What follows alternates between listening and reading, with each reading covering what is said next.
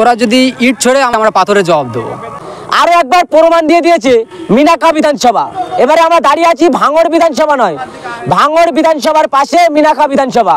আর এই মিনাখা বিধানসভার আহলে সুন্নাতুল জামাতের কর্মীদের যে মনের জোর, যে ইমেজ শাসক দলকে দমিয়ে ফেলছে এই এলাকাগুলো। আমাদের অনেক দিনের স্বপ্ন যে আমাদের আব্বাস সিদ্দিক ভাইজানের নিয়ে আমরা একটা জলসা দেবো আমাদের গ্রামে। দু একটা চুনোপুটি আছে, ওরা একটু আধটু মানে বলে, কিন্তু আমাদের সামনে এসে কোনো কথা বলবে না, পেরে উঠতে পারবে না আমাদের কাছে।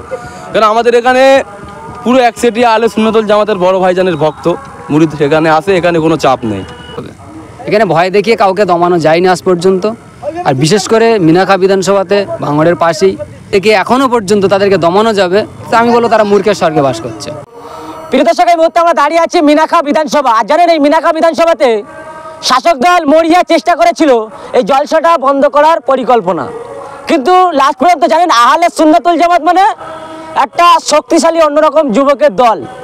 আব্বাস সিদ্দিকী সাহেবের সংগঠনের কর্মীদের অত সহজে হয়তো শাসক দল বা থানা পুলিশ আটকানোর মতন ক্ষমতা নেই।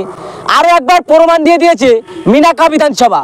এবারে আমরা দাঁড়িয়ে আছি ভাঙড় বিধানসভা নয়, ভাঙড় বিধানসভার পাশে মিনাখা বিধানসভা। আর এই মিনাখা বিধানসভার আহলে সুন্নাতুল জামাতের কর্মীদের যে মনের জোর, যে ইমেজ শাসক দলকে দমিয়ে ফেলছে এই এলাকাগুলো।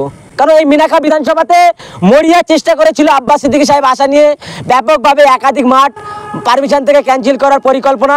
অবশেষে ধান খেতে তাদের যুবকদের এতই মনের জোর, ধান খেতে আব্বাস সিদ্দিকী সাহেব অবশেষে আসতে চলেছে ইংরাজির 28 তারিখ, এমনটাই কিন্তু জানা গেছে বুধবার। এই মুহূর্তে আহলে সুন্নাতুল জামাতের যুবকরা দাঁড়িয়ে আছে, এই মুহূর্তে দেখতে পাচ্ছি সেই ছবি আপনাদেরকে দেখাচ্ছি।